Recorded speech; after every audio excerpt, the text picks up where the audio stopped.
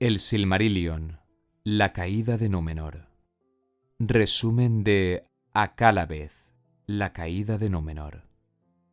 Después de la Guerra de la Cólera, los hombres que habían luchado del lado de Morgoth huyeron hacia el este, y allí se convirtieron en reyes de los orientales errantes, y los hombres de la Tierra Media fueron abandonados por los Valar.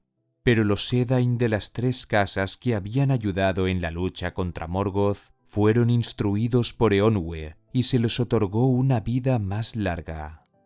Además, se les concedió habitar la isla de Númenor, que estaba entre Valinor y la Tierra Media, aunque más cerca de Valinor.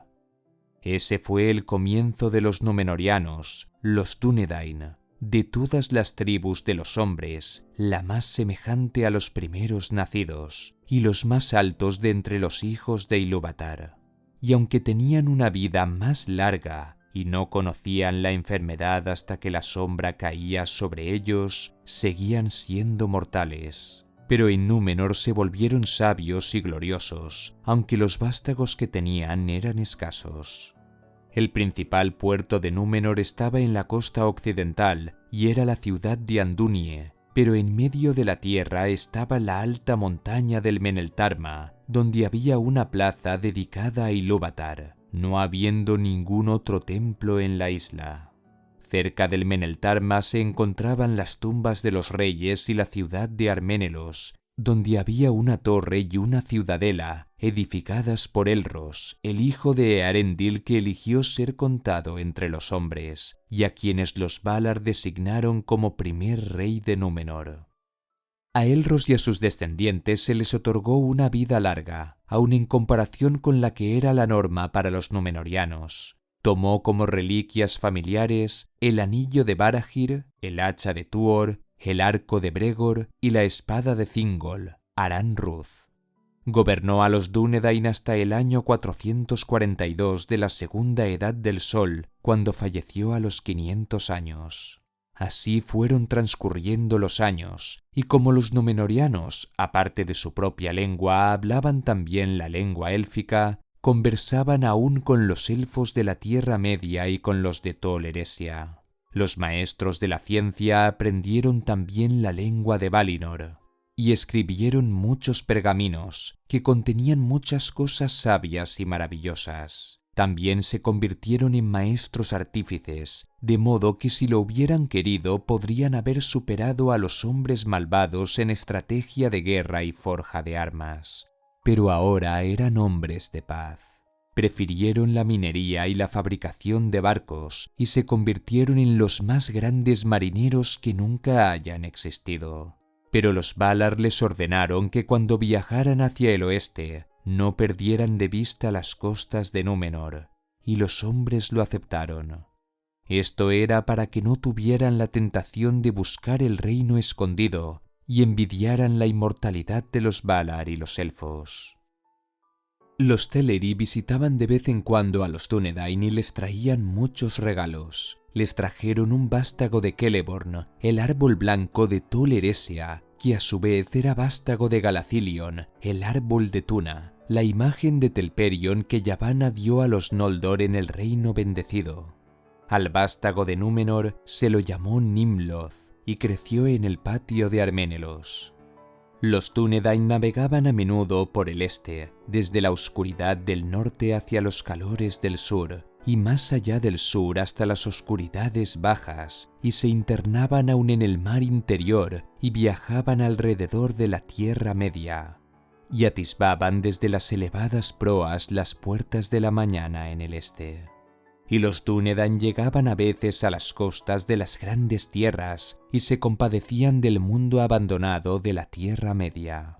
Los Dúnedain instruyeron a los hombres de allí, y éstos los reverenciaban como dioses cuando los altos reyes del mar se marchaban, porque no residían ni se quedaban mucho en la Tierra Media. El hijo de Elros Tarmiñatur, Vardamir Nólimon el Sabio, heredó el trono de Númenor en el 442, pero como ya era mayor, cedió el cetro directamente a su primogénito Taramandil, aunque en los registros de los reyes constó como si hubiera gobernado hasta el 443. y murió al cabo de pocos años. Entonces se hizo costumbre entre los númenóreanos ceder el trono al primogénito años antes de morir. Taramándil gobernó hasta el 590, cuando cedió el trono a su hijo Tarelendil, muriendo pocos años después. Tarelendil cedió el trono a su hijo Tarmeneldur en el 740, aunque su primogénita era Silmarien, pero las leyes de Númenor no permitían que una mujer heredara el trono, pero ella se convirtió en la señora de Andunie y se le otorgó el anillo de Barahir, que fue heredado por su hijo Valandil y fue pasando de generación en generación a todos los señores de Andunie. Tarmeneldur se casó con la hija de Beantur, capitán de las embarcaciones del rey, y aunque él no sentía un gran amor por el mar, sí lo sentía por el cielo y los astros, e hizo construir una torre de observación en la región de Forostar. En el año 883, consciente de que no era el más indicado para hacer frente a una nueva sombra que empezó a levantarse en la Tierra Media, cedió el reinado a su hijo Taraldarion. Taraldarion fue un gran marinero y a menudo se ausentaba de la isla, causando el disgusto de su esposa Erendis, que se quejaba de que un hombre no podía tener a Uinen, señora de los mares, y a otra mujer como esposas. Fue muy amigo de Gil-galad y de Círdan, y de este último aprendió mucho sobre la construcción de barcos, y fundó el puerto de Londaer en la Tierra Media. Taraldarion cambió la ley de primogenitura, de modo que en el año 1075 su hija Tarancálime se convirtió en reina. Ella abandonó la relación con Gil-galad y también muchos de los proyectos de su padre, y en el año 1280 cedió el cetro a su hijo Taranarion, y éste lo cedió a su hijo Tarsurion en el año 1394, y éste a su vez lo cedió a su hija Tartelperien en el 1556. Ella se negó a casarse, y por lo tanto en el 1731 fue sucedida por su sobrino Tarminastir. Minastir, cuando aún era príncipe, envió una flota a Eriador en ayuda del rey Gil-galad, porque Sauron había iniciado la guerra de Eriador tras engañarlos con los anillos de poder. En 1869 fue sucedido por Tar-Kiryatan, que gobernó hasta el 2029. Minastir amaba a los elfos, pero también envidiaba su inmortalidad, y ese fue el primer signo de la sombra de Númenor, aunque solo se mostró abiertamente en su hijo. Tar-Kiryatan se apropió de muchos de los tesoros de la Tierra Media y los llevó a Númenor, actuando con los hombres medios más como caciques que como maestros, y les impuso tributos. En los Dúnedain creció la envidia por los elfos y el deseo de inmortalidad, y empezaron a murmurar entre ellos en contra de los Valar y los elfos. Entonces desde Valinor enviaron como mensajeros a elfos de Tol Eressëa, que tuvieron un debate con Taratánamir, el hijo de Tar-Kiryatan, e intentaron convencerles de que su mortalidad era en realidad un don, pero no lograron apaciguar sus corazones ni mitigar su envidia y su deseo de inmortalidad. Taratánamir se resistió a dejar el trono, aferrándose a la vida hasta que perdió el juicio. Murió en el 2221 y le sucedió su hijo Tarancalimon. En ese entonces el pueblo se dividió entre los hombres del rey, que odiaban a los elfos y se volvieron codiciosos, robaban riquezas en la Tierra Media, donde establecieron colonias y se dedicaron a las fiestas y el lujo, y dejaron de hacerle ofrendas a Eru y de ir al Meneltarma. Y los fieles, que aunque no podían escapar del temor a la muerte, mantuvieron la amistad con los elfos y visitaban a Gil-galad, y la ciudad de Pelargir era su puerto en la Tierra Media. Empezaron los Dúnedain entonces a buscar desesperadamente el secreto de la recuperación de la vida, o al menos de la prolongación de ésta, pero solo lograron poder conservar incorrupta la carne muerta, y la isla se llenó de tumbas silenciosas. En esas fechas Sauron se alzó de nuevo en poder, fortificó la tierra de Mordor y construyó la torre de Barad-dûr, y se dice que entre los 9 hombres que corrompió con los anillos de poder, 3 eran de raza númenoriana, y se convirtieron en los espectros del anillo. Y cuando Sauron estuvo listo, empezó a someter los dominios númenorianos en las costas de la Tierra Media. Tarankalimon fue sucedido en el 2386 por su hijo Tartelemaite, y este lo fue a su vez por su hija Tarbanimelde en el 2526. Pero ella le prestó poca atención al trono, y el que en realidad gobernó fue su marido Jerucalmo. Cuando Banimelde murió en el 2637, Jerucalmo robó el trono y se coronó como Tarandúcal, siendo considerado un usurpador y no un verdadero rey. 20 años después murió y por fin ocupó el trono su hijo Taralcarin, que gobernó hasta el 2737, cuando fue sucedido por su hijo Tarkalmakil. Y cuando Kalmakil murió en el 2825, su hijo rompió la tradición de tomar el nombre en lengua élfica y lo tomó en adunaico, la lengua de Númenor, llamándose Ar-Abatarik. Del mismo modo hizo su hijo en el 2899, llamándose Ar-Adunajor, que significa Señor del Occidente, y además prohibió que las lenguas élficas se hablaran delante de él. En el 2962 fue sucedido por Arcimrazón, y este fue sucedido en el 3033 por Arsacalzor. En el 3102 ocupó el trono su hijo Argimilzor. Este rey fue el más fiero enemigo de los fieles, prohibió por completo las lenguas élficas y prohibió que los elfos entraran al reino, castigando a cualquiera que lo permitiera. Además, ordenó que los fieles, que vivían la mayor parte en el oeste, se trasladaran al este, para poder vigilarlos, y desde entonces su principal refugio no estaba en Andunie, sino cerca del puerto de Rómena. Y el árbol blanco fue abandonado, y empezó a declinar. Los de más alto honor después de la casa de los reyes eran los señores de Andunie, descendientes de Silmarien, y estos estaban siempre entre los consejeros de los reyes. No obstante, ayudaban a los fieles siempre que les era posible. Además, Gimilthor tomó como esposa a Incilbeth en contra de su voluntad, de la familia de Andunie, que era en secreto uno de los fieles. Su hijo mayor fue Inciladun, del mismo temple que su madre, pero el menor, Gimilhad, era como su padre, y a él le hubiera cedido el cetro Argimilthor si las leyes se lo hubieran permitido. Cuando Inciladun accedió al trono en el 3177, adoptó de nuevo un nombre en élfico, Tarpalantir, y dio paz por un tiempo a los fieles. Y volvió a subir al Meneltarma, y volvió a cuidar al árbol blanco.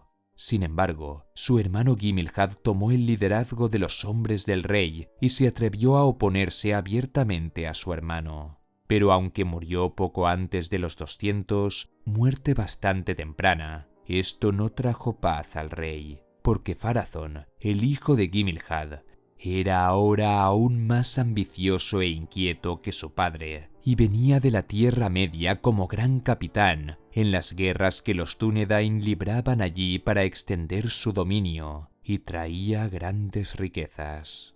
Al fin Tarpalantir murió en el 3255, y aunque su primogénita era Tarmiriel, su sobrino Pharazôn la tomó forzosamente como esposa, aunque no estaba permitida la unión entre parientes tan cercanos. El nuevo rey se enteró de que Sauron había empezado a expulsarlos de las costas de la Tierra Media y que se había autoproclamado rey de los hombres y que pretendía destruir Númenor si le era posible. Grande fue su cólera cuando se enteró, porque Ar-Pharazôn el Dorado era el más poderoso y orgulloso de todos los reyes de Númenor. Marchó entonces hacia la Tierra Media con el gran ejército dorado y desembarcó en el puerto de Umbar, pretendiendo hacer a Sauron prisionero. Y Sauron acudió, pero no a combatir, porque vio que el poder de Númenor sobrepasaba todos los rumores, de modo que arguyó un plan y accedió ser llevado a Númenor prisionero como quien está obligado, aunque ese era su deseo. Pero tan astuto era de mente y de palabra, que en muy poco tiempo se convirtió en principal consejero del rey, y el único que se le oponía era Amandil, señor de Andunie.